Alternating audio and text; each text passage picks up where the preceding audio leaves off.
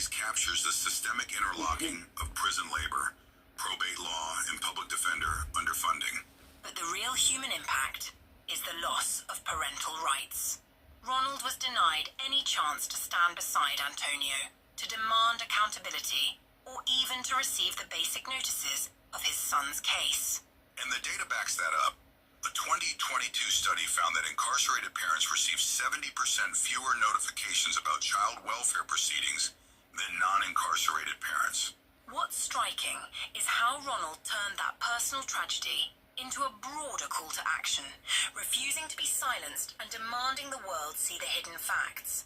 He even coined the title Outlaw King of the Unheard, positioning himself as a spokesperson for all who are systematically erased. And that brings us to the next subtopic, the financial exploitation. While Ronald grieved, other parties stepped in, not out of compassion, but for monetary gain. Exactly. Probate lawyers often receive substantial fees from estate settlements, and when a beneficiary is excluded, the remaining parties can claim a larger share.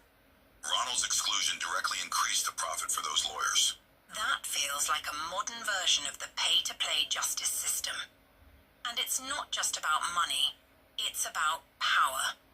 By keeping Ronald out, they kept his narrative out of the public record. And here's a mind-blowing fact.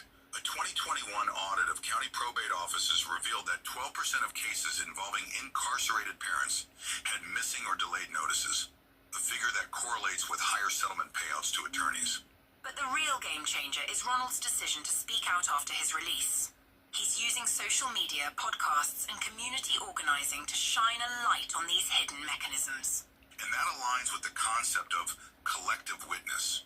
When one voice breaks the silence, it can trigger a cascade of testimonies that expose systemic flaws. What I love is his use of storytelling, mixing raw confession with strategic calls for reform. He even outlines a big buddy mutual aid model to help other incarcerated parents navigate the system. That model mirrors successful peer support programs in correctional facilities, which have been shown to reduce recidivism by up to 15% when paired with legal assistance. And that's why we need to ask, how can listeners turn this awareness into action? Should we push for legislation that mandates transparent notice to incarcerated parents? A concrete step would be supporting bills like the Prisoners' Parental Rights Act, which aims to ensure that any child-related legal proceeding includes mandatory notification to the parent, regardless of custody status. And we can amplify Ronald's story through community forums, local news outlets, and by donating to legal aid